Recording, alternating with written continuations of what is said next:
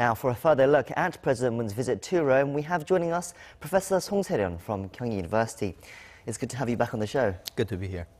So the highlight, as we mentioned, of President Moon's visit to Italy will be his visit with one of the special mass, the mass that will be held in the Vatican, dedicated to peace on the Korean Peninsula. Now, it's very rare for the Vatican to put on such an event like this. I mean, How significant is this, do you think? I think it's significant to an extent. Holy Father has more than one occasion expressed his wish, compassion and interest in the Korean Peninsula's peace. So I think that in that sense, it keeps the news on the front burner or the front page that he has expressed this interest. He's a global leader, spiritual leader, and has a lot of interest, influence on the global opinion shaping and the agenda. So politically, he might not be similar to the meeting with President Macron or other the Security Council members. But in an overall effort to promote the peace in the Korean Peninsula and shape the global opinion towards more peace and more prosperous deal between the global community and North Korea, in that sense, it's a significant and a progress. So President Moon will be meeting the Pope, sitting down one-on-one with him on Thursday, and he's set to relay an invitation from North Korean leader Kim Jong-un for the Pope to visit North Korea. The question is, will the Pope accept? Well, this is not the first time that this discussion has arisen. From the time of Kim Il-sung and Kim Jong-un, they all expressed one way or the other to host Holy Father. I think that Pope Francis wants to go too, not only because North Korea represents kind of an end of the earth place that the Christians has to go, but at the same time his personal interest is pretty big. From the North Korea's point of view, I think that they would welcome this opportunity because the Pope visiting this country probably will look like the North Korea is a normal country, which is a significant break from their current image as a rogue nation brandishing nuclear weapons to the whole world. So in that sense, both the interests are there. I think the risk is that North Korea is still pretty horrible in the track record and the human rights, and also religious freedom is not guaranteed. So in that sense, the Vatican will be very careful not to legitimize North Korea being a country of that degree of normalcy by allowing the visit of the Pope Francis.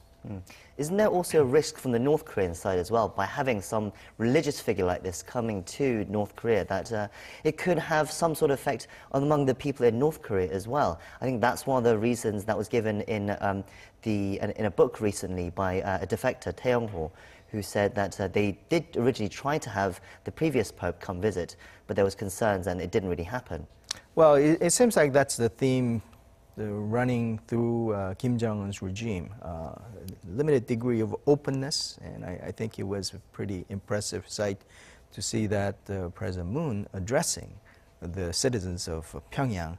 So I think that especially in the Dove section of North Korea, there is a need to open up the country to an extent so that they can go down the route of the economic development. I think that they probably feel a little bit secure in that they can at least control the situations, at least in Pyongyang. Probably they would not let other leaders roam free in North Korea. So before that, on Wednesday, though, President Moon will be holding a summit meeting with the Prime Minister Conte of Italy as well. So President Moon expected to deliver a similar message that he delivered to the French President Macron of France, the importance of offering an easing of sanctions to North Korea in order to convince them to denuclearize. How do you think Conte will react? Well, I think that President Conte will probably sound in the same line as the European Union has counted. remember that the significant sanctions from United Nations and the United States, but also European Union has a significant sanction on North Korea. That's why President Macron was very reserved and pretty, if you have to pick a side, pretty negative on easing the sanction at this point, because he, in a way, represents the EU's position. I think that the President Conte will not deviate much from that the position, and I think they recognize that also the sanction is a very big piece of the puzzle or the chip in the negotiation between the North Korea and the United States. So they would not go out of their ways to disrupt that negotiation progress to invite the ire of President Trump. Yes. If you move on to that, so the US has been reluctant to back any kind of notions about easing of sanctions at all. So it is, after all, the key card, as you mentioned, that Washington can play to put pressure on North Korea. So this seems to be causing there seems to be a strain between what President Moon is pushing for in his agenda and what the US wants as well. They seem to be pulling on either sides. Do you think this could lead to some sort of problem, or are they ultimately on the same page and this is just a domestic squabble as such? Well, hopefully they're on the same page, and I think that there is ample reason to see that they're on the same side, but they're playing a different role. United States, of course, is the main actor on the negotiation table, but President Moon has played and continued to play the mediator role. And from that basis, President Moon's worry is that, as happened before, the tougher sanction or the too tough of a stance will be a deal breaker. So President Moon has a tough task of pulling North Korea on the table and also the United States. So I think that they're working towards the same goal of making the negotiation happen and also the peace process to go forward. I think the significant risk is there, as you mentioned, that the subject of easing the sanction is very much a hot potato at this point. If you progress too far, then probably the negotiation process will be disrupted, and President Trump at this point might pull out. He probably needed the North Korea achievement as a very important item before the midterm election. But at this point, with the Kavanaugh confirmed and all, he is riding pretty high at this point. So probably the urgency is not there. I think the President Moon, what he can hope for at this point in terms of easing the sanction would be, for example, making a South Korea-North Korea cooperation as a kind of an exception, limited exception to the whole sanction regime, but disrupting the whole sanction idea or the sanction regime at this point is very risky. What's interesting about all these talks of sanctions in the last couple of weeks is the fact that they talk about the end of declaration of the Korean War. That talk of the declaration seems to have taken a back seat. North Korean state media used to talk about it, that's all they used to talk about. But now they're making commentaries saying the sanctions are a hostile policy by the US and they need to be lifted and all these kinds of things. Do you think the end of war declaration has taken a back seat, and now sanctions seem to be key issues that are being negotiated between the US and North Korea, perhaps in the background? It's a little bit curious and also not unexpected, meaning that I think that the easing of sanction and some kind of economic boon has always been the kind of ultimate or near ultimate goal of North Korea. So it was a matter of time that that agenda comes to the fore. But at this point, it's curious whether they think that the end of the war declaration is something that is in their pocket already, or they think that it is a time to have that main agenda to come to the fore. I think that the negotiation happening behind the scene is something that is not well publicized at this point. But if that is true, probably North Korea is calculating at this point that this is a time to kind of push forward so that when the negotiation happens in Washington or elsewhere, that the negotiation will start from that base, where that sanction has been out there, sanction agenda has been out there, and from their hope, having been garnered some support from not only from South Korea but European countries and others. This talk about sanctions, does it suggest that maybe the economic situation in North Korea is perhaps more urgent than having to declare the end of the Korean War? Well, at this point, it's hard to say because there is no indication that it has particularly deteriorated.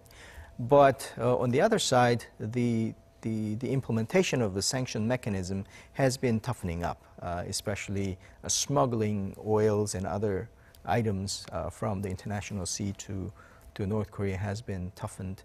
But I think the more important factor is that by having a summit meetings and announcing and anticipating the summit meeting with the United States, North Korean leader has elected to open up this aspect of it, publicized and known to the North Korean people. So there's this built-in expectation that something should happen soon, and that something is a major ticket item because North Korea has been building up this nuclear weaponry and the power, and by giving up the nuclear weapon, they're expecting some big opportunity in return. So if it does not come forward, probably the reputation, I wonder how much the Kim cares about his reputation or the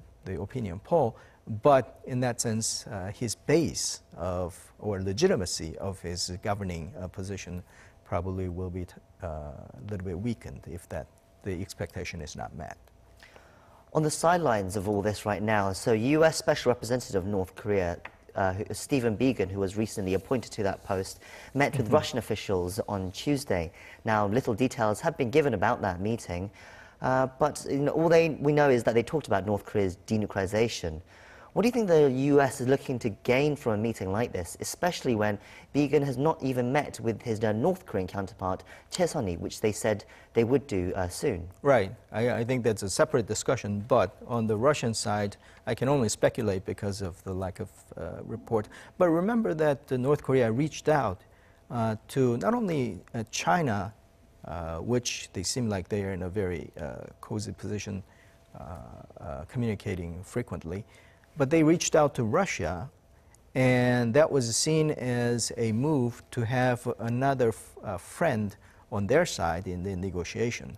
So in that sense, the United States' need to at least keep Russia in check or even neutralize the negotiation position that the North Korea has, having a friendly relationship with Russia. So I think that the U.S. will continue to try to see what the situation is and reach out and have Russia not play a decisive deal-breaker role or too much of a white knight role on the negotiation. One more topic I'd like to get your thought on as well. So on Tuesday, the two Koreas and the UN command on that's in charge of the border area on the Korean Peninsula, the three sides met for a trilateral meeting at Panmunjom on Tuesday to discuss how to disarm the joint security area as well as part of the military agreement that was agreed between the two Koreas last month. So it seems to be just a first step, an initial meeting to discuss how to move things forwards, and there hasn't been a lot of details that came out of it. Right. But what does it mean, the fact that these three sides met at all and they were able to sit down and have a discussion? I think it's a progress in a limited sense. I say limited sense because the fact that they sat down together and getting into details, it's a welcome sign, and that moves the agreements that the summit meeting has produced from the declaration to a more operational side. But it's a limited significance because, the DMZ, demilitarized zone, was supposed to be demilitarized, but the DMZ, including the Panmunjom, is the most heavily militarized zone in the world.